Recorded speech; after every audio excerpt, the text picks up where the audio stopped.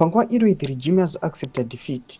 Patiri kuona kuti vakomana ve the regime the ruling party ZANU-PF pamwe chete the leader panguva inoi toona kuti mutungamiri wenyika yeZimbabwe akukula up for a meeting nevakomana mavo veterans kuti vave nema-discussions pamusoro vaona kuti there is a section yemavo veterans iri kutungamirwa naBlessed Geza inoratidza kuti iri powerful and it is resisting the leadership, the current leadership here the regime. Not subscribe or like or turn the bell icon.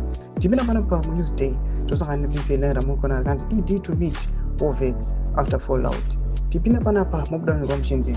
President Emerson Mnangagwa is set to meet war veterans in the coming weeks to discuss a platform of issues affecting the ex-combatants. ZANU-PF War Veterans League boss Douglas Maia is revealed.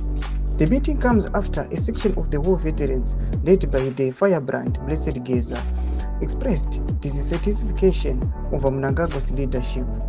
Maia said the meeting with the president would present an opportunity for the veterans of the liberation struggle to air out their views.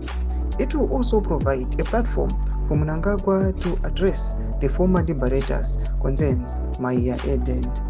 Ndo mashoko anobudanyurwa panapa nevakomana veNewsday vachiti panguva inoi mutungamiri wenyika yeZimbabwe vachiona kuti vakomana they failed to locate and identify mukomana anonzi Blessed Geza pamwe chete nekuziva mashoko akabuda achitaura panapa achitaura achiti waiting for the signal. Tichiona maarrest achiitiwa evakomana muinvolved mumainterviews ake ationa kuti mutungamiri wenyika abva kula up for an address yakuda kusangana nema-war veterans in the coming weeks kuti vaaddresse this issue kuti panapa kuma-war veterans kuti kurege kuva nema-divisions. Patiri kuona panguva ino the firebrand Blessed Geza achikonzeresa chaos. Tichiona kuti panguva ino the regime is now unstable.